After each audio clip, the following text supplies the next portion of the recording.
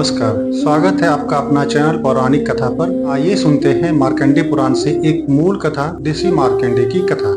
प्राचीन काल में एक महान ऋषि थे जिनका नाम था ऋषि मृकुंड। वे भगवान शिव के अनन्य भक्त और महान तपस्वी थे, लेकिन उनके जीवन में एक कमी थी। उन्हें संतान का सुख प्राप्त नहीं था। संतान की प्राप्ति के लिए उन्होंने भगवान शिव की कठोर तपस्या की। कई वर्षों की तपस्या के बाद भगवान शिव प्रसन्न हुए और ऋषि मृकुंड के सामने प्रकट होकर वरदान दिया। उन्होंने कहा, हे मृकुंड, मैं तुम्हें दो विकल्प देता हूँ। एक, तुम्हें दीर्घायु पुत्र मिलेगा जो आलसी और अधर्मी होगा। दूसरा, तुम्हें एक अल्प आयु पुत्र मिलेगा जो अत्यंत बुद्धिमान और धर्मनिष्ठ होगा, लेकिन उसकी आयु केवल 16 वर्ष की होगी। ऋषि मृकुंड और उनकी पत्नी ने अल्पायु परंतु धर्मनिष्ठ पुत्र को चुना। भगवान शिव ने उन्हें तेजस्वी पुत्र का वरदान दिया। इसका नाम रखा गया मार्कंडे। मार्कंडे बाल्यकाल से ही असाधारण गुणों से युक्त थे। वे अत्यंत तेजस्वी, धर्मनिष्ठ और भगवान शिव के अनन्य भक्त थे।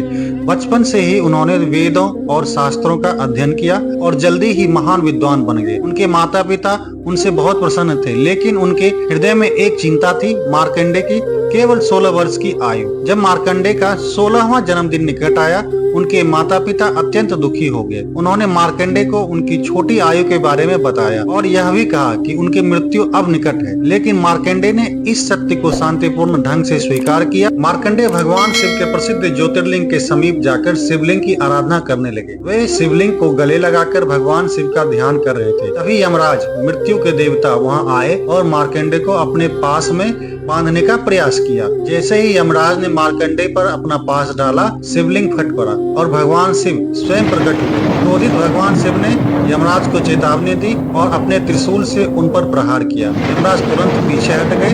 भगवान शिव ने मार्कंडे को अमृत का वरदान दिया और कहा, तुम मेरी अनन्य भक्ति के कारण काल के अधीन नहीं होगे। भगवान शिव के आशीर्वाद से मार्कंडे अमर हो गए। वे सदा के लिए युवा बने रहे और अनंत काल तक धर्म, तपस्या और भक्ति का प्रचार करते रहे। इस प्रकार ऋषि मार्कंडे की कथा हमें यह सिखाती है कि भगवान की सच्ची भक्ति और तपस्या से मृत्यु जैसी अदृश्य शक्तियों पर भी विजय पाई जा सकती है।